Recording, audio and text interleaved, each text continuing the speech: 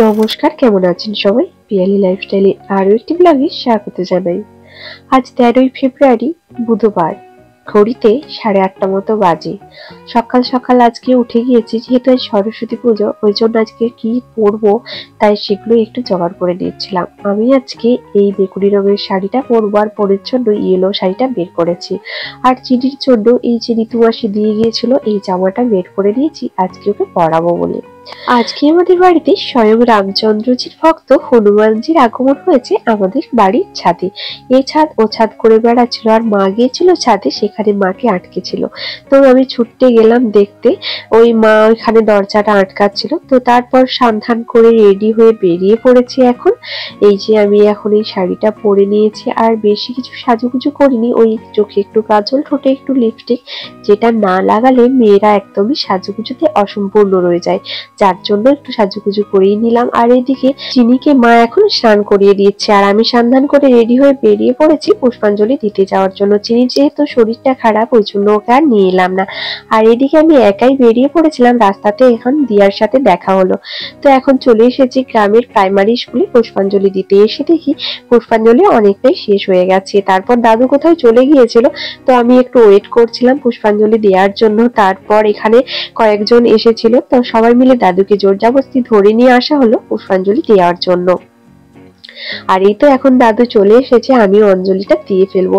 আর সকাল সকাল অঞ্জলি দেয়া হয়ে গেলে না বেশ ভালো লাগে, আমি না একদমই উপাস দিয়ে থাকতে পারি না। তার জন্য প্রাইমারি স্কুলে চলে এসেছিলাম পুষ্পাঞ্জলি দিতে। আর এখন পুষ্পাঞ্জলি দেওয়া কমপ্লিট হয়ে গেছে। তারপরে যে এখন চলে এসেছি পাড়ার আমাদের যে পুজোটা হচ্ছে আমাদের বাড়িতেই।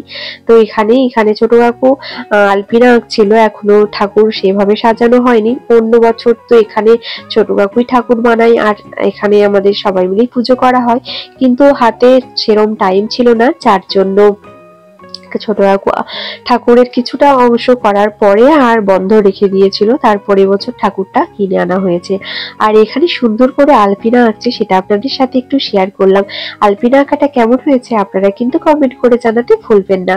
আর পুরোটা কমপ্লিট হয়ে গেলে আপনাদের সাথে আমি আবারও শেয়ার করে ফেলবো। আর এদিকে বলাই হয়নি, আমার গলার ভয়েসটা শুনে আপনারা বুঝতেই পেরেছেন আমার শরীরটা ভীষণ খারাপ, যার জন্য সরস্বতীর পুজোর ব্লগটা এতদিন পরে আমি আপলোড করছি। যেহেতু ভিডিওটা করে রেখেছিলাম, তাই আপলোডটা দেরি করেই দিয়ে ফেললাম। কারণ ভেবেছিলাম আর আপলোড করব না, তাও ভাবলাম যে সরস্বতী পুজোটা কেমন কাটালাম, যতই হোক দেরি করে তাও আপনাদের সাথে আপলোড করেই ফেলি। তার জন্য এতদিন পরে আমি ভিডিওটা আপলোড করতে বসেছি। তো এদিকে এদের আলপনা আঁকা চলছে, আর চিনিও কিন্তু সাজুগুজু করে চলে এসেছে আমাদের পুজোর মণ্ডপে। আর এদিকে হলুদ আর এই নীলের ড্রেসটা পরে চিনিকে কেমন লাগছে অবশ্যই কিন্তু কমেন্ট করতে ভুলবেন না। চিনি কিন্তু সরস্বতী পুজোতে ভীষণ খুশি, একদম বাড়ি যেতে চাইছে না। এখানে এই প্রতিমার কাছে এখানেই দাঁড়িয়ে থাকছে, এখানেই সব বাচ্চাদের সাথে খেলাধুলো করতে চাইছে।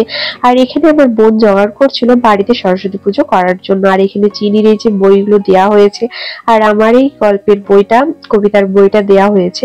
তো বোনের এখানে ঠাকুর সমস্ত কিছু জোগাড় যন্ত্র করা কমপ্লিট হয়ে গেছে। জানি না বাপুন দাদু কখন আসবে, কখন পুজো করবে। তো তারপর আমি শাড়িটা চেঞ্জ করে একটা শাড়ি পরে নিয়েছি। রোজ দিনই তো আমি নাইটি পরে থাকি, তাই ভাবলাম আজকে একটা শাড়ি পরে সারাদিনটা কাটাবো, যার জন্য একটা সুতির শাড়ি পরে নিয়ে এখন চলে এসেছি ফল কাটার এখানে।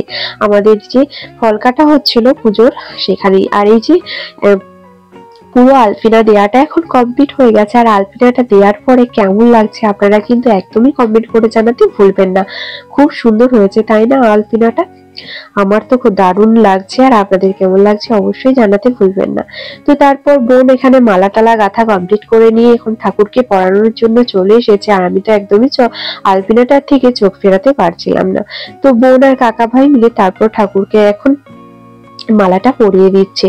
আর এখানে পুরো গাঁদা ফুল দিয়ে মালাটা বোন তৈরি করেছিল। তো বোন এখনো রেডি হয়নি, আর পুজো হতে হতে অনেকটা মনে হয় দেরি হয়ে যাবে। তো এদিকে বোন আজকে মাথায় যেহেতু শ্যাম্পু করেছিল, তাই আমি ওকে আজকে ভাবলাম যে ওর চুলগুলো একটু স্ট্রেট করে দেবো। তো ও তো ফার্স্টে রাজি হচ্ছিল না করার জন্য, বলছিল যে চুল নষ্ট হয়ে যাবে। আমি বললাম ঠিক আছে একবার তো করে দেখ। আর আমার চুলটা তো খুবই পাতলা, আর আমি একা একা তো কোনো দিন স্ট্রেট করতেই পারি না। তো আজকে চল তোর চুলটা একটু স্ট্রেট করে দিই, এই বলে বোনকে রাজি করিয়ে বসিয়ে দিয়েছিলাম চুল স্ট্রেট করার জন্য। যেহেতু ঘরে একটা জিনিস রয়েছে, সেটা কেনই বা কাজে লাগাবো না। যার জন্য বোনের অনেকটাই চুল রয়েছে, জানি না পুরো স্ট্রেট করতে পারবো কিনা। আর কোনোদিন জিনিসটা ট্রাইও করিনি, অনেকদিন হলোই স্ট্রেটনারটা কিনা রয়েছে কিন্তু স্ট্রেট করা হয়েই ওঠেনি। তো আজকে ফাইনালি বোনের চুলে স্ট্রেট করতে লেগে পড়েছি, জানি না কতটা কি হবে, সবটাই আপনাদের সাথে শেয়ার করব। তো চুল স্ট্রেট করে বোন এখন সাজুগুজু করে চলে এসেছে মণ্ডপে, এখন হবে পুজো। আর চুলটা স্ট্রেট করার পরে এরম অবস্থায় দাঁড়িয়েছে, কেমন হয়েছে অবশ্যই কমেন্ট করবেন। জানি পার্লারের মতো হবে না, তাও আর কি। আর এদিকে শুভ একটা সুন্দর পাঞ্জাবি পরে নিয়েছে, কারণ ও বাঁধবে সুতো। আর এদিকে পুরোহিত মশাই চলে এসেছেন, আর আমার মেয়েও এদিকে ঝাঁঝ টাঁঝ নিয়ে একদম রেডি হয়ে রয়েছে খট্টুয়াতে যাবে বলে। অনেকটাই বেলা হয়ে গেছে, ওই 2টো মতো প্রায় বাজছে। এক্ষুনি আমাদের পুজোর পুরোহিত মশাই এসেছেন, তারপর হবে পুজো। আর এইদিকে তো আমার খিদেতে একদম তর্স হয়েছিল না, যার জন্য আমি খেতে চলে গিয়েছিলাম। আর এদিকে ঘট ঢোকানো কমপ্লিট হয়ে গেছে, সেটা আর আপনাদের সাথে শেয়ার করতে পারিনি। এদিকে পুজো শুরু হয়ে গেছে, মেয়ে কতটা দুষ্টুমি করছে দেখুন। এদিকে ঝাঁঝখুড়ি নিয়ে এখন ঝাঁঝ বাজাতে শুরু করে দিয়েছে। আর আমাদের এখানে পুজোটা হতে একটু দেরি হয়ে যায়, কারণ আমাদের যে বামুন দাদু রয়েছে সে অনেকগুলো পুজো করে, যার জন্য অনেকটাই দেরি হয়ে যায়। সর্বশেষ আমাদের এখানেই আসে, মানে যেখানেই দেরিতে যায় সবাই কথা শোনায়। তো আমাদের এখানে কেউ কিছু বলা হয় না, যার জন্য আমাদের এখানে সব থেকে শেষে এসে পুজো করে। আর এখন এই যে পুজো করবে বলে তো সমস্ত কিছু জোগাড়যন্ত্রী করে নিয়েছে। আর এবছরের পুজোটা আমাদের পাড়ায় একটু স্পেশাল করেই হচ্ছে, কারণ শুভ ভাই এবছর মাধ্যমিক পরীক্ষা দিয়েছে। আর অ্যারেঞ্জমেন্টটা পুরোটাই শুভ ভাই করেছে। কোথায় এদিকে ফোয়ারা করেছে, এদিকে সাইডে স্টেজ করেছে যাতে করে অনুষ্ঠান করবে, মানে অনেক কিছু প্ল্যানিং রয়েছে, সবকিছুই আপনাদের সাথে শেয়ার করব। আর এই ফোয়ারাটা নিজের থেকেই করেছে, বেশ সুন্দর হয়েছে। আর এখন ওই সন্ধে হয়ে গেছে, আর এদিকে ফোয়ারাতে লাইটিং দিয়েছে, বেশ সুন্দর লাগছে। আর আমাদের পাড়াতে এখন হচ্ছে একটা সাংস্কৃতিক অনুষ্ঠান, মানে এখানে যে সমস্ত বাচ্চা বাচ্চা মেয়েরা রয়েছে বা স্কুলে যারা পড়তো আমাদের গ্রামের সব মেয়েরা যারা নাচ শিখে, তাদের সবাইকে এখানে ডাকা হয়েছিল নাচ করার জন্য। তো সবাই এখানে এসেছে নাচ করার জন্য। আর চিনি এখানে বসে বসে সবার নাচ দেখছে, কিন্তু চিনি ইচ্ছে যাচ্ছে স্টেজে গিয়ে নাচ করার, কিন্তু ওকে একদমই কেউ স্টেজে অ্যালাউ করছে না, যার জন্য এখন দিদুনের কোলে চুপচাপ বসে রয়েছে। ওকে একবার ছেড়ে দিলে স্টেজে উঠে নাচতে শুরু করে দিবে। একদমই বসে থাকতে চাইছিল না, খুব চোরাচুরি করছিল স্টেজে ওঠার জন্য। এদিকে কাকা ভাই নিয়ে এসে এখন ওকে স্টেজে ছেড়ে দিয়েছে। এরপরে ওর মজাটা দেখুন, একদমই স্টেজ থেকে নামতে চাইছিল না, তো কোনো রকমে ওকে জোরজার করে স্টেজ থেকে নামানো হচ্ছিল। তো সবাই যখন নাচ করছে ও নাচবে, এরকম একটা ব্যাপার ওর মধ্যে রয়েছিল। আর আমাদের এখানে সত্যি শুভ ভাইয়ের উদ্যোগে এবছরের সরস্বতী পুজোটা খুবই সুন্দর হয়েছে। সবটা হয়তো আপনাদের সাথে আমি ব্লগে শেয়ার করতে পারিনি, তো যতটা পেরেছি অবশ্যই আপনাদের সাথে শেয়ার করেছি, আরো পরের ভিডিওতে হয়তো শেয়ার করব।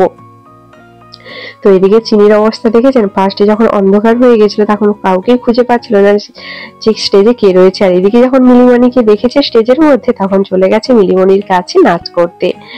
যাই হোক, আজকের ব্লগটা কেমন লাগলো অবশ্যই কমেন্ট করে জানাতে ভুলবেন না। ভালো লাগলে একটা লাইক করে দেবেন। আর যারা আমার নতুন বন্ধু আছেন, যারা আমার ভিডিও দেখছেন কিন্তু এখনো চ্যানেলটিকে সাবস্ক্রাইব করেননি, তারা অবশ্যই চ্যানেলটিকে সাবস্ক্রাইব করে পাশে থাকবেন, সাথে বেল বাটনটি বাজিয়ে দিবেন যাতে করে ভিডিওর নোটিফিকেশন আপনারা পেয়ে যান। আর আমার গলার ভয়েসটা শুনে বুঝতে পারছেন আমার শরীর খুবই খারাপ। যাই হোক, কষ্ট করে আমার ব্লগটা অবশ্যই আপনারা সবাই দেখবেন, আর ভালো লাগলে একটা লাইক দিয়ে দেবেন। আর সবাই ভালো থাকবেন, সুস্থ থাকবেন। দেখা হবে খুব তাড়াতাড়ি নতুন আরো একটা ব্লগের সাথে। ততক্ষণ সবাইকে বাই বাই।